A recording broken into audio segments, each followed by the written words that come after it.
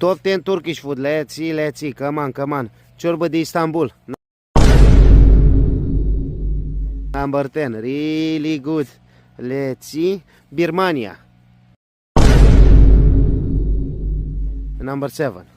Birmania really good also. Lachaun number 9. Really good. Sârmă number 8. Let's see. Carnaval 6. Carnaval also good. Yes. Bangladesh Akar 5.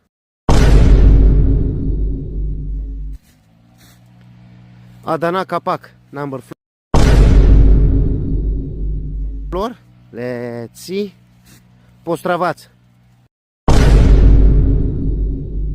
3. Çok güzel 2. And number 1 the best Turkish food is cafea.